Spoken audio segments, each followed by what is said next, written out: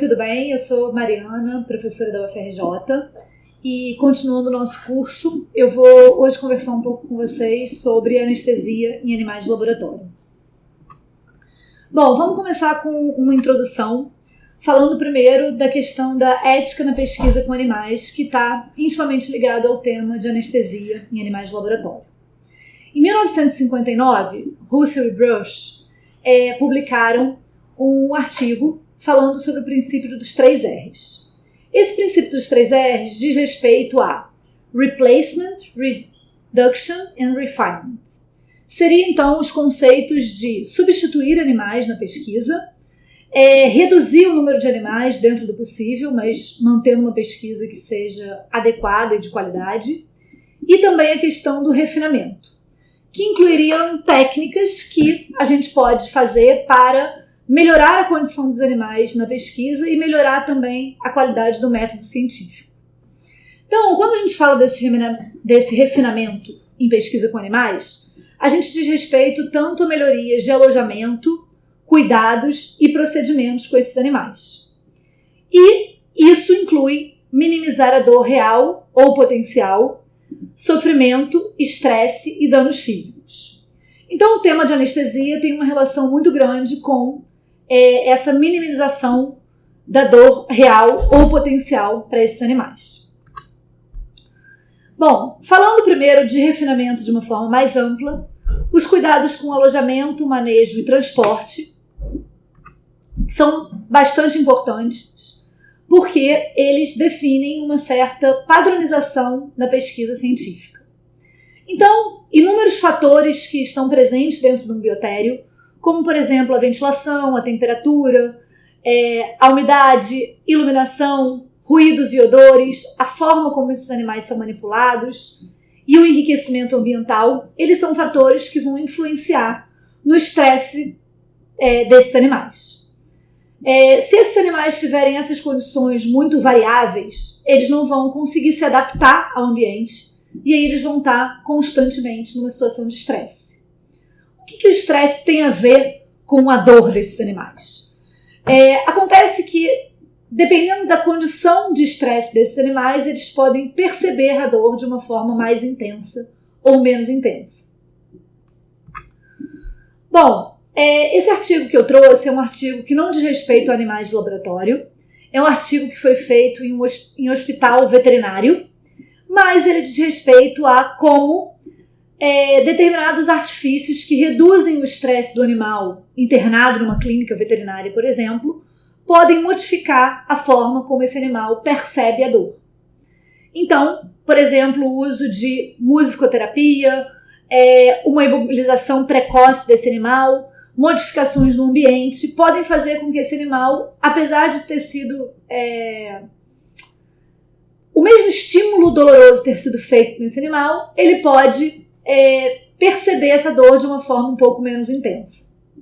E aí, dentro da situação de pesquisa com animais, a gente pode também interferir nesse ambiente para que ele consiga ter uma percepção da dor de forma menos intensa. Bom, então, dizendo respeito ao treinamento de animais, esse treinamento pode interferir na forma como as pessoas usam esses animais para pesquisa. Em alguns países do mundo, como por exemplo os países da União Europeia, cursos de formação para o manejo de animais já são obrigatórios para qualquer pessoa que vá lidar com animais para pesquisa. Aqui no Brasil, a partir da RN 39, que foi publicada em 2018, esses cursos já são obrigatórios para pessoas que vão lidar com animais fazendo pesquisas com grau de invasividade 3 ou 4, que seriam situações que esses animais vão estar expostos à condição de dor ou estresse de moderada a intensa. Já existem disciplinas de graduação que, em alguns cursos que lidam com pessoas que vão trabalhar com pesquisa com animais, são incluídos, e a ideia desses cursos é que o pesquisador ou o tratador conheça a fisiologia e o comportamento desses animais e tenha aptidão para realizar certos procedimentos, como, por exemplo, a contenção desses animais. Dentro desse contexto, conhecer a fisiologia e o comportamento dos animais também vai influir bastante em conseguir avaliar a dor desses animais e conseguir manejar a anestesia de uma forma adequada. Com relação à adequação de procedimentos experimentais, envolve tanto uma análise prévia dos projetos, que é feita pelo próprio grupo de pesquisa, quanto pelo comitê de ética. Envolve ter bem definidos as técnicas de eutanásia que vão ser utilizadas e os critérios de ponto final que podem vir a ser aplicados nesse estudo, que devem estar previamente definidos. Inclui também o uso de anestésicos e analgésicos e o suporte técnico por um veterinário, que é bastante importante dentro do contexto de anestesia em animais de laboratório.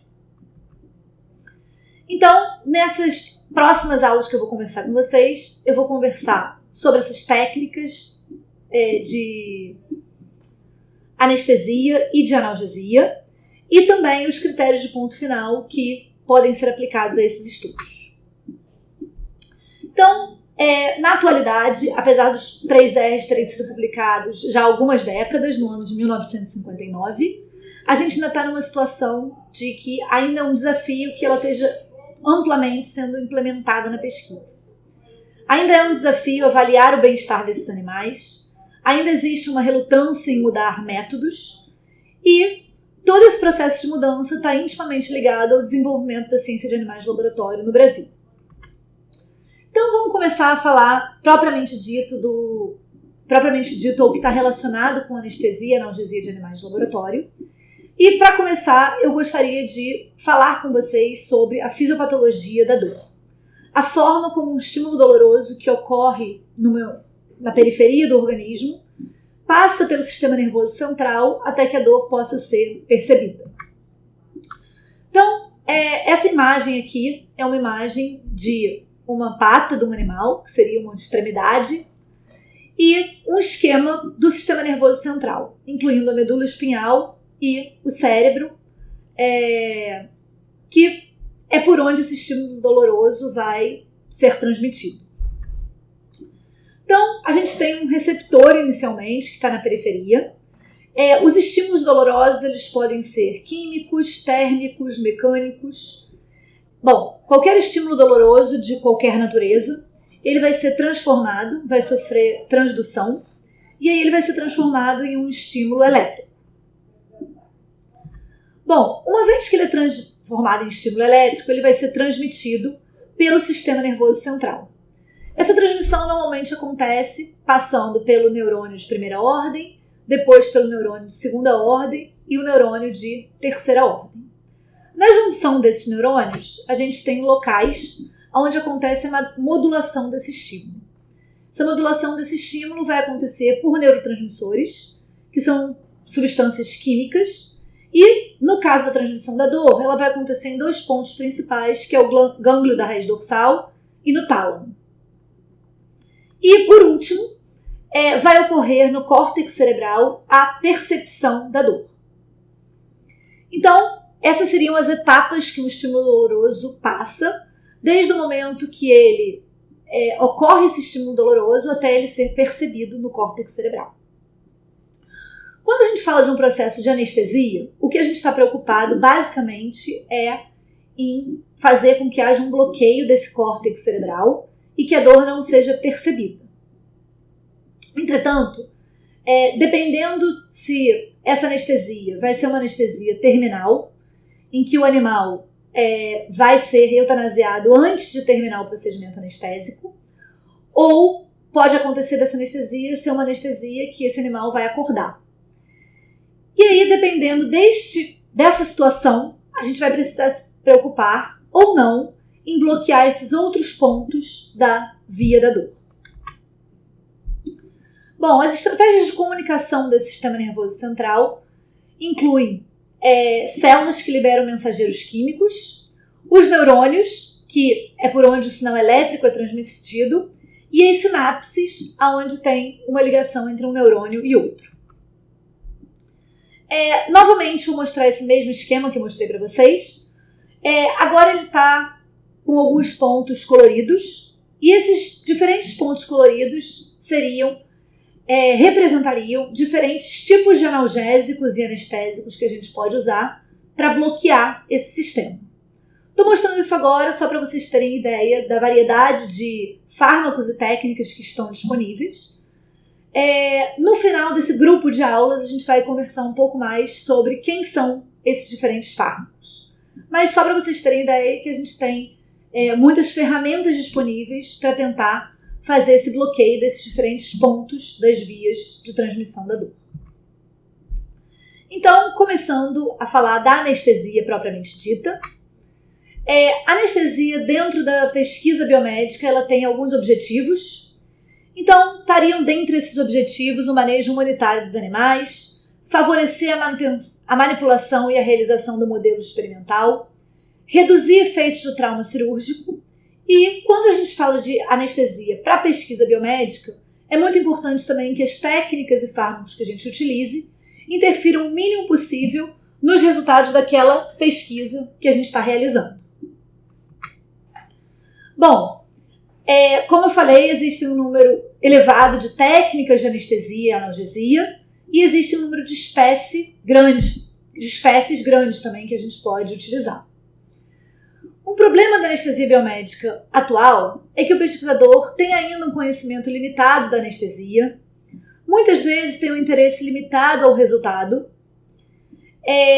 tem uma atualização insuficiente no manejo de animais, muitas vezes ele tem constantemente atualizações dentro do tema de pesquisa que ele está atuando, mas não muito na forma de lidar com os animais. Muitas vezes existe dentro do contexto da universidade poucos veterinários contratados, então a gente tem uma dificuldade de conseguir dar esse suporte para cada um dos pesquisadores. E muitas vezes as técnicas que são usadas são ultrapassadas, os equipamentos podem ser ultrapassados também, e outras vezes há um desconhecimento da forma de utilizar eles de forma adequada. Então, essas seriam dificuldades que a gente tem dentro do contexto da pesquisa biomédica, e esse curso é uma tentativa de minimizar algumas dessas dificuldades e aproximar um pouco os veterinários, aproximar um pouco a nossa equipe que faz um suporte para pesquisadores de quem está realmente realizando a pesquisa. Então, como eu falei, para começar a pensar a anestesia na pesquisa biomédica, eu acho que a gente pode dividir essa anestesia na pesquisa biomédica em duas grandes situações, que seriam procedimentos agudos ou procedimentos crônicos. E eu estou chamando aqui de procedimentos agudos todos aqueles que envolvam anestesias que o animal não vai acordar antes de acabar o procedimento anestésico. Então o animal é anestesiado, são feitos determinados procedimentos com esse animal e depois ele é eutanasiado. E vou chamar de procedimentos crônicos aquele que o animal vai acordar depois dessa anestesia e vai ser mantido vivo por algum tempo. Seja esse tempo algumas horas, dias, meses, dependendo de cada tipo de pesquisa. Mas, se esse animal for acordar, a gente já vai ter que tomar alguns cuidados que a gente não precisaria no caso de anestesias que esses animais são eutanasiados ainda em plano anestésico. Bom, voltando a esse esquema que eu já mostrei anteriormente para vocês, se o animal for acordar, ele vai voltar a ter uma percepção no córtex cerebral. Se ele voltar a ter essa percepção no córtex cerebral, ele vai voltar a ter capacidade de sentir dor, que enquanto o córtex cerebral está bloqueado, ele não tem essa capacidade. Então, se ele for voltar a ter essa percepção, é importante que ao longo do procedimento anestésico a gente tenha bloqueado muito bem todos esses outros pontos das vias da dor. Por quê? Uma vez que ele volta a perceber a dor, se esses pontos não tiverem sido bloqueados, essa percepção da dor vai ser muito mais intensa do que ela seria caso eles tivessem sido bloqueados antes. Se o animal não for voltar a ter essa percepção do córtex cerebral, basta que a gente tenha bloqueado ele adequadamente durante o procedimento anestésico e não há necessidade de haver uma preocupação com o bloqueio dessas outras etapas. Então, vamos entrar aqui com o conceito do que seria um conceito de anestesia cirúrgica. A anestesia cirúrgica ela envolve hipnose, analgesia e relaxamento muscular. Esse conceito de anestesia cirúrgica, ele vem da medicina, então obviamente ele diz respeito a procedimentos anestésicos que sempre o indivíduo vai acordar depois, porque dentro de um contexto de clínica, o adequado é que o indivíduo sempre volte da anestesia.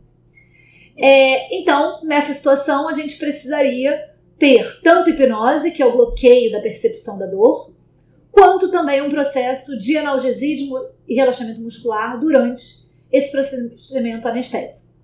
E são essas mesmas preocupações que a gente vai ter nos casos que o animal é anestesiado e vai ser acordado depois. Nos casos que ele não vai ser acordado depois, eu só preciso me preocupar com ter uma hipnose adequada e, com isso, é suficiente. Eu estou garantindo que o animal não vai sofrer durante a anestesia e depois ele vai ser eutanasiado. Bom, essa imagem aqui é um rato. Está sendo feito um estímulo doloroso nesse animal e a gente está querendo verificar se existe um reflexo de retirada da pata desse animal. Caso haja esse reflexo de retirada, significa que ele não está em plano adequado de anestesia ainda. Caso esse reflexo esteja ausente, significa que a gente tem uma hipnose adequada e que seria o suficiente para uma anestesia em que o animal não vá despertar mais dessa anestesia. Bom, quando a gente fala de anestesia, a gente fala de planos anestésicos. Esses planos foram descritos por Gödel no início do século XX. São 4 estágios e o que a gente quer chegar é o estágio 3 de anestesia, que seria esse plano de anestesia cirúrgica. E é importante que durante esse procedimento a gente consiga avaliar esses planos de anestesia. Então, como eu falei já, para pequenos roedores, uma forma adequada de avaliar esse plano poderia ser o reflexo de retirada. Para espécies maiores, a gente pode usar os reflexos oculares e a rotação de globo ocular também para verificar esse plano anestésico. Então, aqui nessa imagem, por exemplo, a gente tem um globo centralizado e um reflexo ocular presente, que seria um animal acordado. Conforme a gente for anestesiando esse animal, a gente começa a ver, como vocês estão vendo nas imagens, uma rotação de globo ocular que indicaria um plano adequado de anestesia. Se a gente voltar a ter essa rotação do globo ocular, significa que tem um plano de anestesia profundo demais, só que aí nesse caso é com ausência de reflexos palpebrais.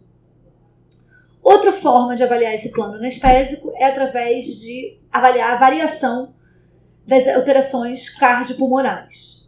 Essa imagem que eu mostrei para vocês é de um monitor que nem sempre a gente tem disponível dentro de um contexto de anestesia para pesquisa biomédica. Em alguns casos a gente tem presente, mas em outros não. Quando a gente não tiver presente essa monitorização mais adequada, a ideia é a gente tentar de forma simples avaliar a frequência cardíaca, frequência respiratória, em alguns casos pressão arterial, que podem servir como parâmetros para avaliar esse plano anestésico. Bom, então, falando dessa anestesia para pesquisa biomédica, a escolha do protocolo vai, em resumo, depender da interferência que cada tipo de anestésico tem no estudo, da experiência do pesquisador, porque às vezes mais de um tipo de anestésico pode ser adequado, então é melhor escolher um, desde que adequado, que o pesquisador já tem experiência, o grau de agressão do procedimento, que existem procedimentos mais leves e outros mais agressivos, e se esse protocolo anestésico a gente considera um protocolo agudo ou crônico. Bom, dentro desse contexto é sempre muito importante, e é uma mensagem importante dessa primeira aula, que a gente só começa um procedimento cirúrgico uma vez que o animal já tenha perdido o reflexo de retirada. Então, por esse vídeo aqui, a gente pode ver um animal que foi anestesiado. Ele foi colocado dentro dessa luva inicialmente para ficar tranquilo até que a anestesia funcionasse. E quando a gente retirou ele, a gente percebeu que ele aparentemente estava anestesiado. Mas uma vez que eu faço esse teste de fazer um estímulo doloroso na pata desse animal, a gente percebe que ele tem um reflexo de retirada. Então significa que, apesar de inicialmente parecer que ele estava num plano adequado, ele não está ainda pronto para que seja iniciado um procedimento cirúrgico. Então a gente vai precisar redosificar essa anestesia desse animal, esperar um tempo mais, voltar a testar esse reflexo para verificar se ele efetivamente está ausente e só aí a gente poderia começar um procedimento cirúrgico. E efetivamente perceber que a gente já tem uma hipnose nesse animal. Se a gente precisar fazer também uma analgesia para esse animal, a gente vai precisar realizar, conhecendo os fármacos quais são, a gente vai precisar incluir eles no protocolo de anestesia, e isso vai depender do que a gente já comentou, se esse animal vai acordar ou não, vai ter um fim dessa anestesia para esse animal acordar ou não. Bom, muito obrigada. Essa é a primeira aula de anestesia. A gente vai ter mais uma aula falando especificamente sobre técnicas anestésicas e depois algumas aulas conversando sobre a questão da analgesia depois dos procedimentos anestésicos. Muito obrigada.